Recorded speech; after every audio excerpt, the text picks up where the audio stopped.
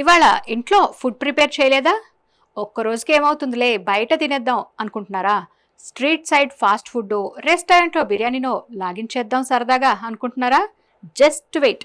ఒక్కసారి మీరు అక్కడ వండే ప్లేస్ను, మీరు తినే ఫుడ్కు వాడే వస్తువులను, వాటిని ఎక్కడ పెడుతున్నారు, అవి ఎప్పటివి, ఎలా వండుతున్నారన్న విషయాలను చూస్తే ఇవాల్టికి ఉపాసం చేసేద్దాంలే అనుకుంటారేమో. జర సోచో. ఎందుకు చెప్తున్నానో ఈ వార్త చూస్తే మీకే అర్థమవుతుంది.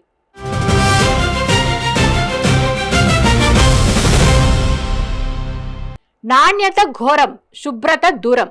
నాణ్యత ఎక్కడా, పరిశుభ్రత ఏది? గాఢ నిద్రలో అధికారులు, తూతూ మంత్రంగా తనిఖీలు, విపరీతంగా పెరిగిన రోడ్ సైడ్ ఫుడ్ సెంటర్లు, ప్రజల ఆరోగ్యంతో చెలగాటం. ఇటీవల మీరు హైదరాబాద్ సిటీలో వరుసగా ఫుడ్ సేఫ్టీ అధికారుల రైడ్స్ వార్తలను గమనించే ఉంటారు కదా. ఫ్రిడ్జుల్లో కుళ్ళిపోయిన స్థితిలో ఆహార పదార్థాలు, డ్రైనేజీ పక్కనే వంటలు, గలీజ్గా వండే తీరు, బోలెడన్ని ఫోటోలు, వీడియోలు మస్తు వైరల్ అయినాయి కదా. ఇది ఒక్క హైదరాబాద్ సిటీకే పరిమితం కాదు. రాష్ట్రంలోని మిగతా నగరాలు, టౌన్స్లోనూ ఇదే పరిస్థితి ఉంది. మా విజయక్రాంతి మెదక్ జిల్లాలో చేపట్టిన స్పెషల్ వాచ్లో ఇలాంటి విషయాలే బయటపడ్డాయి. రోడ్ సైడ్ ఫుడ్ సెంటర్లు, హోటళ్లు చాలా వరకు ఫుడ్ సేఫ్టీ నిబంధనలు పాటించడం లేదు. లాభాలు వస్తే చాలు, జనం హెల్త్ ఏమైపోతే మాకేంటన్నట్టు ఉంటుంది హోటళ్ల నిర్వాహకుల తీరు. మిగిలిపోయిన ఫుడ్ ఫ్రీజర్లలో పెట్టి మళ్లీ వాడడం, కూరగాయలు, చికెన్ లాంటివి సరిగ్గా క్లీన్ చేయరు. వంట చేసే చోట కనీసం శుభ్రత కూడా పాటించరు. ఫుడ్ అట్రాక్టివ్గా కనిపించడానికి ఆర్టిఫిషియల్ ఫుడ్ కలర్స్ ఇష్టానుసారం వాడేస్తున్నారు. ఎక్స్పైరీ అయిన మసాలాలు, నాసిరకం అల్లం వెల్లుల్లి పేస్ట్లు, ఇలా చెప్పుకుంటూ పోతే చాలా గలీజ్ కథలు నడుస్తున్నాయి. ఇలాంటివి కేవలం హోటళ్లకో, ఫాస్ట్ ఫుడ్ సెంటర్లకో పరిమితం కాదు. బేకరీలు, పానీపూరి సెంటర్లు, చికెన్ పకోడీ బండ్లు, టిఫిన్ సెంటర్లు, ఇలా అన్ని చోట్ల నిబంధనలకు పాత్ర వేసేస్తున్నారు.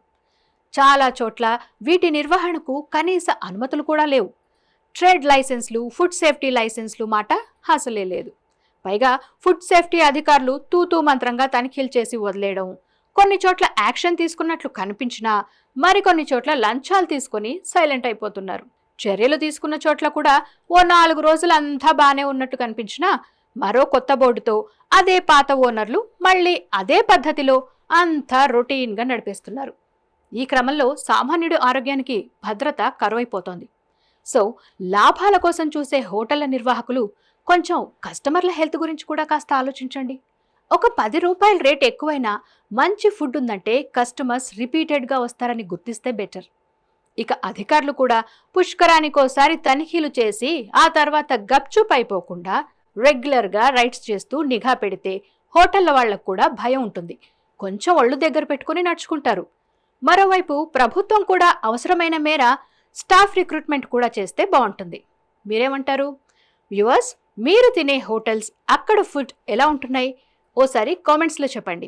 వీడియో నచ్చితే లైక్, షేర్ చేయండి. ఇలాంటి మరిన్ని వార్తలు, విశ్లేషణల కోసం విజయక్రాంతి ఛానల్ను సబ్స్క్రైబ్ చేసుకోండి.